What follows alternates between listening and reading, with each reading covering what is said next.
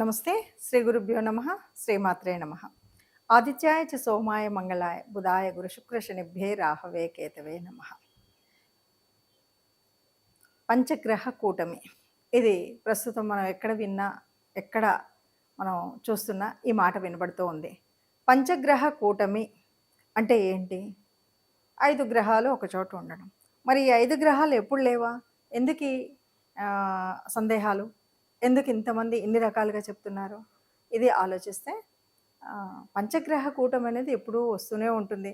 ఎక్కడైతే ఎప్పుడైతే ఏదో ఒక రాశిలో 5 గ్రహాలు, ఎందుకంటే చంద్రుడు రెగ్యులర్‌గా 2.5 రోజులకు ఒకసారి మారుతూ ఉంటాడు కాబట్టి ఎక్కడో ఒక చోట ఈ 5 గ్రహాలు కలవడం అనేది కనిపిస్తుంది. అంతకుముందు మనం మకర రాశిలో కూడా చూసాం. అయినా మరి ఇప్పుడు ఎక్కడ చూసినా ఈ పంచగ్రహ కూటమి రాబోతుంది. దీనివల్ల నష్టాలున్నాయి, కష్టాలున్నాయని చాలామంది మనం వింటూ ఉన్నాం. దానికి తోడుగా ప్రేక్షకులు కూడా రకరకాలైనటువంటి అనుమానాలు, నిజంగా అలా జరుగుతుందా, జరగదా అని.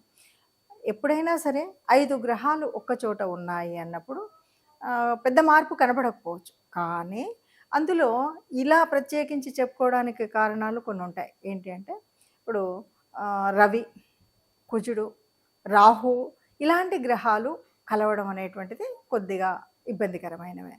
ఇలా ఉన్నప్పుడు ప్రత్యేకించి ఈ పంచగ్రహ కూటమి వల్ల ఇబ్బందులు కలుగుతాయి అని, లేకపోతే ఏదో ఒక మార్పు ఉంటుంది. ఇబ్బందులు అంటే అంటే ఒక కొత్త రకమైన మార్పు ఉంటుంది. అది ఉంది అంటే అది మంచిదా, చెడుదా? మంచిది కావచ్చు, చెడుది కావచ్చు. ఏదో ఒక మార్పు అయితే ఉంటుంది అని చెప్పేటువంటి తత్వం. మరి ఇది ఎప్పుడు జరుగుతుంది ఏమిటి అంటే ఫిబ్రవరి మరి అమావాస్య నుండి 3 రోజులు అంటే 17, 18, 19 ఈ 3 రోజులు కూడా మనకి పంచగ్రహ కూటమి ఉంటుంది. ఈ పంచగ్రహం 3 రోజులే ఉంటుంది కదా, తర్వాత ఉండదు కదా అంటే ఈ 3 రోజుల తర్వాత వచ్చేటువంటి కాలంలో కూడా ఈ గ్రహం ఒకచోట ఉన్నందువల్ల వచ్చేటువంటి ఫలితాలు చాలా ఉంటాయి. ఆ ఫలితాలు ఉండడం వల్ల మనకు అనేక రకాలైనటువంటి మార్పులు ఉంటాయి. అమావాస్య నుండి 3 రోజులు కూడా మనకి పంచగ్రహ కూటమి ఉంటుంది. ఈ పంచగ్రహ కూటమి ఒక్కొక్కసారి మనకు కొన్ని రకాలైనవి ఏంటి అంటే ఇందులో ముఖ్యంగా రవి, శనులు వీళ్ళిద్దరు కూడా సమసప్తకాల్లో ఉండడం అనేటువంటిది ఇదొక కొంత మార్పు. దీనివల్ల మంచి మార్పు ఉందా, చెడు మార్పు ఉందా అంటే కొంతమందికి మంచి మార్పు అనిపిస్తుంది, కొంతమందికి చెడుగా ఉంటుంది. ఇది కూడా ఇప్పుడు జరిగింది ఎట్లాంటిది అంటే వాయుతత్వ రాశిలో జరిగింది. వాయుతత్వం ఉన్నప్పుడు ఒక రకమైనటువంటి ఆ వాయువుకు సంబంధించినటువంటి అంటే ఆకాశంలో జరిగేటువంటి కొన్ని ఉంటాయి కదా. వాయువు అంటే మనం చెప్పాలంటే ఏరోప్లేన్ ఇలా ఉంటాయి కదా. ఇలాంటి వాటిల్లో ప్రయాణం చేసేటప్పుడు కానీ, వాయు గుణం కలిగినటువంటి వాటిలలో కానీ మంచైనా చెడైనా వాటి వల్ల లభించేటువంటి స్థితి అయితే మనకు కనపడుతుంది. అంటే ఇది కుంభరాశిలో వాయుతత్వంలో జరుగుతుంది కాబట్టి ఇది జరుగుతుంది. ఇంకా ఒక మాట అయితే చెప్తారు. ఎందుకు అంటే ఇక్కడ మనకు ఉన్నటువంటి పంచగ్రహాలు ఏమిటి అంటే మనకి రవి ఉన్నాడు, రాహు ఉన్నాడు, తర్వాత కుజుడు ఉన్నాడు. అంటే ఇవి కుజుడు, రవి, రాహు ఇవి కొంచెం మనకు ఇబ్బంది కలిగించేటువంటివే అని మనం చెప్పేటువంటివే. అలాగే ఇక్కడ మనకు ఈ రాశుల వల్ల రవి, రాహులు ఉన్నాడు అంటే ఒక పితృదోషం కలుగుతుంది. ఇవి మనకు చెప్తున్నటువంటి మాటలు. ఇవన్నీ కూడా మనం ఇప్పుడని కాదు, ధర్మసింధు అలాంటి గ్రంథాల్లో గనుక చూసినట్టయితే మనకు కనిపించేటువంటిది ఏంటంటే ఎక్కడైనా సరే ఈ గ్రహాలు ఒక చోట ఉన్నప్పుడు వచ్చేటువంటి ఇబ్బంది ఏమిటి అనేది మనకు తెలుస్తుంది. సరే, ఇది ఏది ఏమైనా ఇది ఒకేసారి ఒకే చోట ఒకేలాగా ఉంటుందా? ఇది అన్ని రాశులకు, ద్వాదశ రాశులకు ఒకేలాగా ఉంటుందా అంటే ఇది ఒక్కొక్క రాశికి ఒక్కొక్క లాగా కనిపిస్తుంది. అందులో కొన్ని బాగా మంచిగా అనిపించేవి ఉండొచ్చు, అంటే చాలా బాగుంది ఈ టైంలో మాకు అనేలాగా ఉండొచ్చు. కొంతమందికి యథావిధిగా ఉంది, ఇంతకుముందు ఎలా ఉందో ఇప్పుడు ఇలాగే ఉంది అనిపించవచ్చు. మరికొంతమందికి చాలా కష్టతరంగా, క్లిష్టతరంగా ఉంది అన్నట్టుగా ఉండొచ్చు. మరి ఈ తేడాలు ఎలా ఉన్నాయి, ఎవరికి ఎలా ఉంటాయో ఒక్కొక్క రాశికి మనం అంటే ద్వాదశ రాశుల వారికి ఎలా ఉన్నాయో చూద్దాం. తదుపరి రాశి మకర రాశి. మకర రాశి వారికి 2వ స్థానంలో ఈ పంచగ్రహ కూటమి ఉంది. ఇది కనుక చూసినట్టయితే గత సమయం మీద చూస్తే ఇప్పుడు బాగున్నట్టు. ఎందుకంటే మొన్నటి వరకు రాశిలోనే పంచగ్రహాలు ఉన్నటువంటి స్థితి కూడా చూసాం. అంతకుముందు కనుక చూస్తే చాలా కష్టాలు అనుభవించినటువంటి రాశి ఏదైనా ఉందంటే మకర రాశి మాత్రమే. మరి ఇప్పుడు ఎలా ఉంటుంది అంటే యోగిస్తున్నటువంటి గ్రహాలు ఎక్కువగా ఉన్నాయి, యోగించినవి తక్కువ ఉన్నాయి. కాబట్టి మకర రాశి వారికి అన్ని విషయాల్లో కూడా బాగుంటుంది అని చెప్పొచ్చు. ఏ విషయాల్లో అంటే ఇప్పటి వరకు ఉన్న కష్టాలు పోతాయి, మనకి ఇంతవరకు ఉన్నటువంటి అప్పులు తీరేటువంటి అవకాశం, ఇంతకుముందు ఎక్స్‌పెక్ట్ చేసినటువంటి అంటే మనకి ఎక్కడి నుండో రావాల్సినటువంటి మన డబ్బులు మనకు రాకుండా ఉన్నటువంటి సమయం చాలా సార్లు చూసాం. అలాంటి సమయం పోయి మళ్ళీ మన డబ్బులు మనకొచ్చేటువంటి తిరిగి ఆకస్మికంగా మనం ఎక్స్‌పెక్ట్ నాకు రావులే అనుకున్నటువంటి డబ్బులు కూడా తిరిగొచ్చేటువంటి అవకాశం ఉన్నటువంటి సమయం ఇది. ఇప్పుడు ఇంతవరకు వివాహాలు కానటువంటి వారికి వివాహం అయ్యేటువంటి సమయం ఇది. అలాగే సంతాన ప్రాప్తి కలిగేటువంటి సమయం, ఉద్యోగ ప్రాప్తి కలిగేటువంటి సమయం. చెప్పాలి అంటే ఉన్నటువంటి గ్రహాల్లో చాలా వరకు యోగించే గ్రహాలు ఎక్కువున్నాయి కనుక ఈ సమయంలో మకర రాశి వారికి కష్టాల నుండి కాస్త ఊరడింపు కలిగి మంచి జరిగేటువంటి సమయం వచ్చింది అని చెప్పొచ్చు. మంచి సమయం వచ్చింది కాబట్టి ఇంక నేను ఎలా ఉన్నా పర్వాలేదు అంటే మాత్రం ఇది తప్పవుతుంది. మనం ఎలా ఉండాలి అంటే ఎప్పుడు కూడా మనకున్నటువంటి ఎందుకంటే ఇది జరుగుతున్నటువంటిది రెండవ స్థానం. రెండవ స్థానం అంటే కుటుంబ స్థానం. రెండవ స్థానం అంటే ధనస్థానం.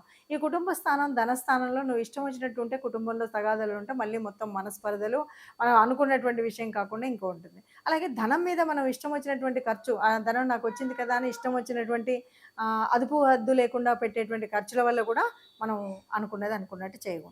ధనం వస్తుంది కానీ కాపాడుకునే విధానం మన చేతిలో ఉండాలి. అలాగే కుటుంబం మనకందరూ కూడా కుటుంబంలో ఉన్నప్పుడు వాళ్ళందరూ మనకు సహకరించే విధంగా మనం వాళ్ళతో మాట్లాడాలి. అప్పుడే మనకి విజయం కలుగుతుంది. కాబట్టి మకర రాశి వారికి అన్నింటా బాగుంటుంది. బాగున్నా సరే రెండో స్థానంలో జరుగుతుంది కాబట్టి కాస్త తగు జాగ్రత్తలు తీసుకున్నట్టయితే బాగుంటుంది. దాన్ని అనుసరించి మనం చేయవలసినటువంటి నిత్యదేవత ఆరాధన లేకపోతే ఇష్టదేవత ఆరాధన మనకి ఇష్టమైన దేవుణ్ణి మనం కొలుద్దాం. అలాగే గ్రహ అనుగ్రహం కోసం తప్పనిసరిగా నవగ్రహ మండపానికి వెళ్ళడం అనేటువంటిది మర్చిపోకుండా చేయవలసినటువంటి విధి విధానం. వీలైనంత తోచినంత దానం చేస్తే తప్పకుండా అనుకూలిస్తుంది అని చెప్పొచ్చు. మరి ఇలా ఉన్నప్పుడు ఏదైనా కష్టం అనిపిస్తుందా, నష్టం అనిపిస్తుందా అంటే సహజంగానే మనకు జన్మ జాతకంలో ఉన్నటువంటి గ్రహాల తీరు వేరున్నప్పుడు ఒకే చోట ఇలాగా కూటమిగా ఇన్ని గ్రహాలు ఉన్నప్పుడు ఉండేటువంటి తేడా ప్రతి చోట ఉంటుంది. అది జన్మలో ఉందా, సప్తమంలో ఉందా, అష్టమంలో ఉందా, షష్టమంలో ఉన్నదాన్ని బట్టి కొన్ని కొన్ని మార్పులు ఉండొచ్చు.